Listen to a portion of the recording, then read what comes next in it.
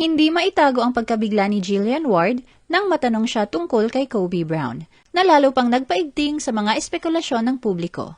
Sa gitna ng lumalakas na usap-usapan, kilalanin si Kobe Brown, ang iniuugnay bilang rumored boyfriend ni Jillian Ward.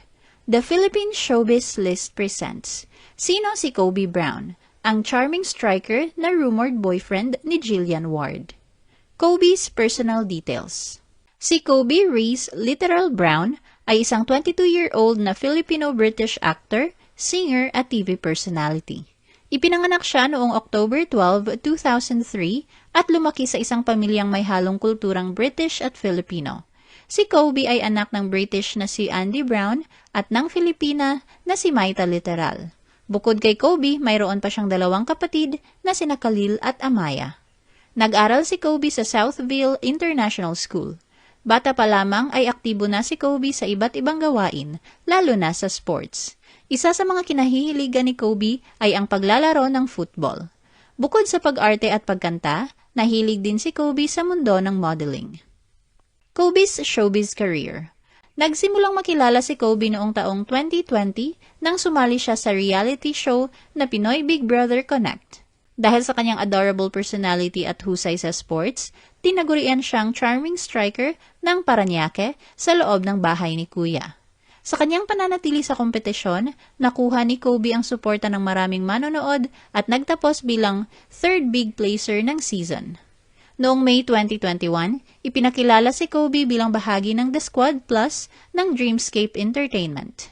Kalaunan noong 2021, nakatanggap si Kobe ng isa pang malaking oportunidad nang mapabilang siya sa kauna-unahang Filipino Local Original Series na Aichiyi na Saying Goodbye. Kasama niya rito si Andy Abaya at ang serya ay ipinalabas noong December 2021. Nagpatuloy ang kanyang acting journey nang mapabilang siya sa romantic drama series na Love in 40 Days na ipinalabas noong May 2022. Lumabas din siya sa pelikulang The Entitled ng Netflix. Noong June 2022, inilabas ng Star Magic Studios ang kauna-unahang pelikula nitong pinamagatang Connected, kung saan kabilang si Kobe kasama si Andy at iba pang dating housemates ng Pinoy Big Brother Connect.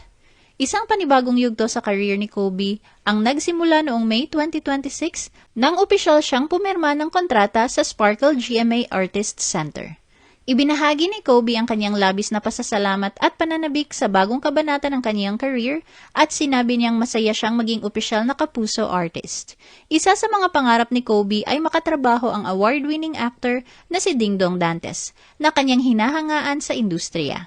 Bukod dito, ibinahagi rin niya ang kagustuhang mapabilang sa isang action series dahil pangarap niyang maging isang action star balang araw. Kobe and Jillian's rumored romantic relationship. Naging usap-usapan si Jillian Ward matapos ang kanyang guest appearance sa Fast Talk with Boy Abunda noong June 4, 2026, kung saan kapansin-pansin ang kanyang reaksyon sa ilang personal na usapin tungkol sa kanyang buhay pag-ibig. Hindi maitago ni Jillian ang pagkagulat nang mabanggit ang pangalang Robbie at Kobe sa gitna ng kanilang pag-uusap ni Boy. Bago pa man napunta sa naturang paksa, inamin ni Jillian na may isang taong kasulukuyang nagbibigay saya at kilig sa kanya. Nagbigay rin siya ng pahiwatig na may espesyal na taong unti-unting nagiging mahalaga sa kanyang buhay, bagamat pinili niyang huwag magbahagi ng mga detalyadong impormasyon. Ayon kay Jillian, mas nais niyang panatilihing pribado ang aspetong ito ng kanyang personal na buhay upang mapangalagaan hindi lamang ang kanyang kapayapaan, kundi maging ang privacy ng mga taong malapit sa kanya.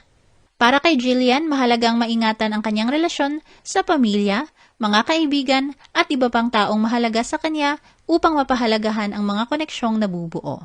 Bagamat walang direktang kumpirmasyon mula kay Jillian tungkol sa namamagitan sa kanila ni Kobe, patuloy ang mga haka-haka matapos silang ilang beses na mamataang magkasama sa iba't ibang okasyon.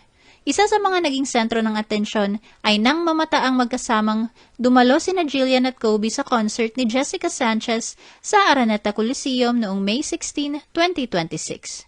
Dahil dito, mabilis na umusbong ang mga espekulasyon tungkol sa umunoy concert date ni Jillian at Kobe. Gayunpaman, nilinaw ni Jillian ang usapin at tila naaliw pa sa mga haka-hakang lumabas online. Ayon kay Jillian, wala umanong dapat bigyan ng malalim na interpretasyon sa kanilang pagkikitang magkasama.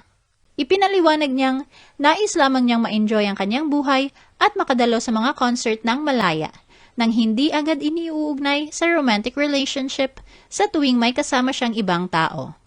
Hindi rin nakaligtas sa mata ng mga netizen ang umano'y mutual following nina Jillian at Kobe sa Instagram, na lalo pang nagpasiklab sa espekulasyon tungkol sa kanilang pagiging malapit sa isa't isa.